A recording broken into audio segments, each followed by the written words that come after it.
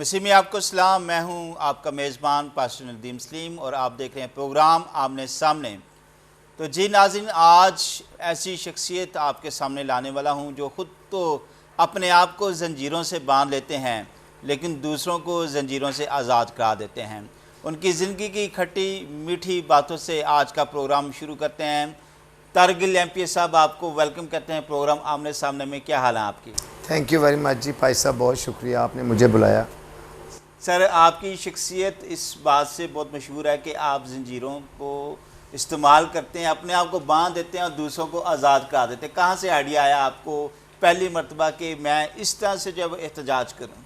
ये आइडियाज़ जो होते हैं ना, जब इंसान किसी के लिए कुछ करना चाहता है ना, तो वो आइडियाज़ ऑटोमेटिकली खुदा की कुदरत जो है ना वो डाल देती है।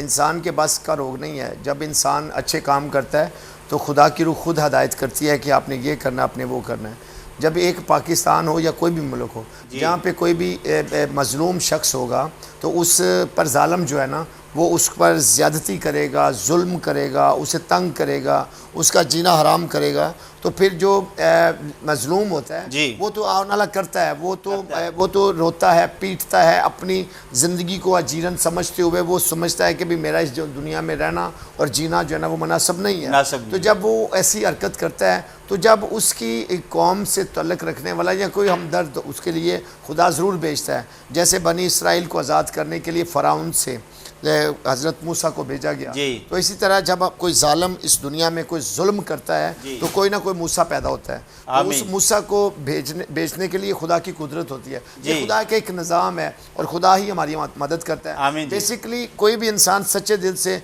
कौम की खिदमत करता है, कौम के साथ चलता है, कौम की रहनुमाई करता है अपने दिल से, ज़बान से नहीं, एक्शन नहीं। ये जो लोगों ने डोंगर चाया हुआ है ना कि जी आज जाएं तो और जाके तो फ़ोटो सेशन कर लें, फ़ोटो सेशन के बाद अपनी स्टेटमेंट दे दें, घरों में बैठकर लोगों के मसाइल को हल कर लें।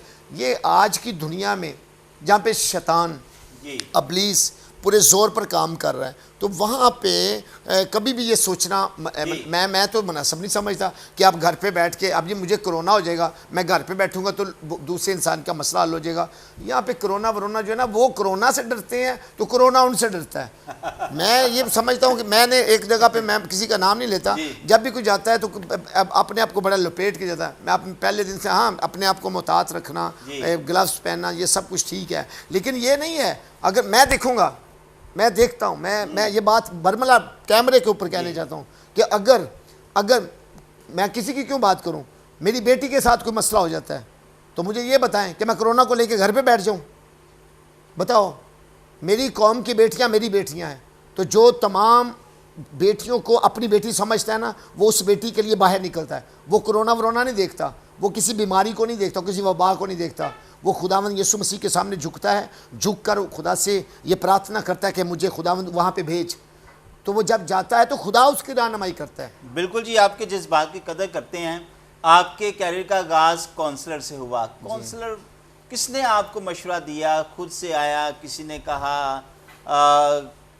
ये आइडिया था, विजन था, क्या था? ज़रा नहीं, मुझे ना, मैं जब स्टूडेंट लाइफ में था ना जी, तो मैं एक बड़े गरीब और बड़े ही छोटे ख़ानदान से मेरा तल्लुक़ है कि मेरी मामा जो है ना, मैं उसका नाम लेता हूँ ना जब, तो मैं चूम कर उसका नाम लेता हूँ कि मेरी मामा कारपोरेशन की मुलाजमा थी जी, और मेरी मामा ने बड़ी मेहनत की, बहुत मेहनत की, और आप भी उनके साथ काम करवाते रहे। मैं बताता हूँ, वो उसने बड़ी मेहनत की और उसने हर बेटे को पढ़ाने की कोशिश की। मेरे बाप रेलवे में क्लीनर थे और उन्होंने भी मेहनत करके अपने बेटों को पढ़ाने की कोशिश की, अपनी बेटियों को पढ़ाने की कोशिश की। तो मैं भी मैट्रिक तक पहुंच गया, किसी के खाता। उस वक्त हम जवान थे, बच्चे थे, क्रिकेट खेलना, कराटे खेलना, बॉडी बिल्डिंग करनी, ये मेरी शौक़ थे। तो मैं कराटे भी करते रहे? हाँ जी, मैं कराटे भी खेलता। कौन सी बेल्ट तक पहुंचे? वो उस वक्त मैं ब्राउन मेरे पास थी, लेकिन मैंने फिर वैसे यहाँ पर मैं बात को पॉज करके मैं एक बात कहना चाहता हूँ कि मैं भी ब्राउन बेल्ट हूँ, तो मैं ख्याल है कि किसने ये भी मुकाबला हो जाना चाहिए। तो मैं तो ये बताना चाहता हूँ कि मैं आपके साथ फाइट नहीं कर सकता, क्योंकि आप मेरे बड़े प्यारे खुदा के खादम हैं जी, और खुदावंद ने आपको बड़ी बरकत दी है जी। मैं आपसे सीखना चाहता हूँ, मैं आपसे लड़ना नहीं चाहता जी। तो लड़ाई उससे की जाती है जो हमसे लड़ना चाहे। उसको दावत भी है कि वो मेरी कौम के लिए मैं अपना लड़ूंगा तो मैं इज्जत पाऊंगा, अगर मैं अपनी ज़ात के लिए लड़ूंगा तो लोग कहेंगे यार छोड़ो इसको, ये लड़ता ही रहता है, वो कमीना इंसान बन जाता है। जी शुक्रिया तारिक साहब, शुक्रिया, क्योंकि बहुत कुछ पूछना है। जी जी आपने मेरे से क्वेश्चन किया कि आप काउंसलर से, जी जी काउंसलर से आप कैसे आपको ख्याल आया? तो मैं स्टूडेंट लाइफ में था, मैं शॉर्टकट बताता हूँ। तो मेरी मामा मेहनती थी, उन्होंने मेरे ऊपर पैसे लगाए, फीसें देनी शुरू कर दी, तो मैं पढ़ता रहा। मैंने मैट्रिक क्लियर कर लिया। मैट्रिक में पहली दफ़ा मैंने इम्तहान दिया, मेरी कंपार्ड आ गई, तो मैं बड़ा परेशान नहीं हुआ था, मैं हंस रहा था, चलो ठीक है। साढ़े महल्ले चो सिर्फ एक ही मुंडा पास होया सी, तो बकाया सारे ही फेल हो गए जिन्हें क्रिकेटर सन, वैसे महसूस नहीं हुआ। लेकिन मेरे बाप ने और मेरी माँ ने बैठ कर जी मुझे समझाया। मेरे अब्बू की आंख में आंसू था और ये कहने लगे कि यार तारिक, मेरे दिल की ख्वाहिश है कि मेरा बेटा कोई पढ़ जाए, तो जो मेरे घरों निकले ना तो मोटरसाइकिल पर जावे। तो मैं अपने बाप की तरफ जब मैंने देखा, उसकी आंख में आंसू था, मेरी माँ की आंख में भी आंसू था। और जब उन्होंने मुझे समझाया तो मैं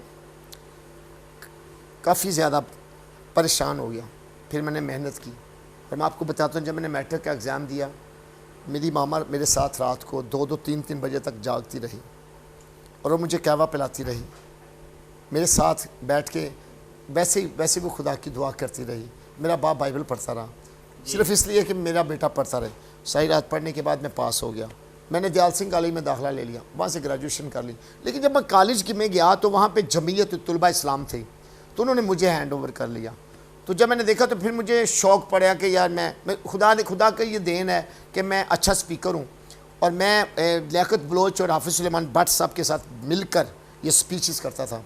तो मेरे नारे भी कंपटीशन में होते थे, वी वांट ओनली जमीयत, इस तरह के मैंने नारे लगाने, बड़े स्टाइलिश नारे लगाने। बिल्कुल, मैं बताता चलूँ कि मैं सोच रहा था कि आपकी बातों में, स्पीच में एक पंजाबी में कहते हैं थ्रले वाले एक स्पिरिट होती है, तो वो दयाल सिंह कॉलेज का नाम लिया आपने, तो मुझे याद है कि ठीक है, तो मैंने उसका भी असर है। लोग मुझे कहते हैं जी आप डरते नहीं हैं, ना डर हैं, तो ये भी वहीं से सीखा मैंने, वहाँ से सीखा। तो वो उस वक्त की सन 82-83 की बात थी। तो वहाँ पे जब मैं देखता था कि फ़लाँ जो शख्स है वो बड़ी जुर्रत के साथ फ़लाँ लड़ाई कर रहा है, झगड़ा कर रहा है, जुलूस निकल रहे हैं, जलसे हो रहे हैं, तो मैं भी उनके संग। मुझे एक वहाँ पे प्रोफेसर थे क्रिश्चियन जी, तो उन्होंने मुझे बुलाया एक दिन, डेविड साहब थे, उन्होंने कहा कि गिल साहब बेटा आप मेरे पास आओ, मेरे विजिटिंग रूम में आओ। मैं चला गया, उसने मेरे मुंह पे थप्पड़ मारा, कहते तेरे माँ बाप इतने गरीब हैं और तुझे शर्म आनी चाहिए, तुम इन लोगों के साथ क्या करोगे। मैंने हाथ जोड़े, मैंने माफ़ी मांगी, उसके बाद फिर मैंने मेहनत शुरू कर दी। तो फिर मैं FA भी कर गया, BA भी कर गया। लेकिन एक बात कि मुझे शौक़ था कि कोई ऐसा इंसान हो जो पाकिस्तान का परचम जैसे है, या जैसे हमारे लीडर हैं तो हम उनके नारे लगाते हैं, तो कोई हमारा भी बंदा हो जिसके मैं नारे लगाऊं। तो जे सालिक ज़िंदा हैं, जे सालिक साहब ज़िंदा हैं अमेरिका में, फ़ोन करके आप पूछ सकते हैं कि पहली दफ़ा जब मैं इनके पास गया था तो बाजी मेरी जो है ना, उनकी ज़ात भी गिल थी, और उन्होंने अपने मियाँ से कहा कि देखा ना गिल गिल ही होंगे ने। यानी कि मैंने जब जे सालिक के नारे लगाए, स्पीचेस की, तो फिर मैंने उस्ताद भी बना लिया। अच्छा, यहाँ मैं एक बात मैं भूलना चाहूँ, जे सालिक की बात करूँगा। बहुत सारे लोग मुझे कहते हैं कि जे सालिक के बाद तारिक गिल साहब एक वाहिद सियासतदान है जो कॉपी करते हैं उनको, क्योंकि वो भी मुख्ती किस्म के अंदाज अपनाते थे। आप भी वो वाहिद सियासतदान है मिनॉरिटीज़ में जो मुख्ती किस्म के अपने आप को संगलों में बांध लेना, टाट ओढ़ लेना। तो क्या कुछ ऐसी ही बात है यार? ये सालिक साहब ने लोगों को इनकलाबी सोच दी है जी, जे सालिक साहब ने जुर्रत दी है जी, जे सालिक साहब ने अगर गलियां मोहल्ले नहीं बनाए तो मैं कहता हूं कि उन्होंने गलियों में, मोहल्लों में नौजवानों को इस लेवल पे कर दिया था कि इंसान की जुर्रत जो है ना, वो क्रिश्चियन कम्युनिटी से तल्लुक़ रखने वाली लड़की और लड़का, इसके अंदर जुर्रत आ गई थी। और वो पहले, इससे पहले जो है ना, वो इस प्रेशर में थे हमारे बड़े कि एक मलक आ जाता सी, एक चीमा आ जाता, सारी बरादरी पुंजे बह गई थी, कोई कुर्सी को चुक के लानी, मलक साहब आ गए ने। लेकिन जे सालिक के आने के बाद हमने एक कुर्सी की बजाय 10 कुर्सियाँ लगानी शुरू कर दी, क्योंकि जे सालिक ने हमें मोटिवेट किया था, सोच को बदला। और जब उस वक्त अब तो बड़ा अच्छा से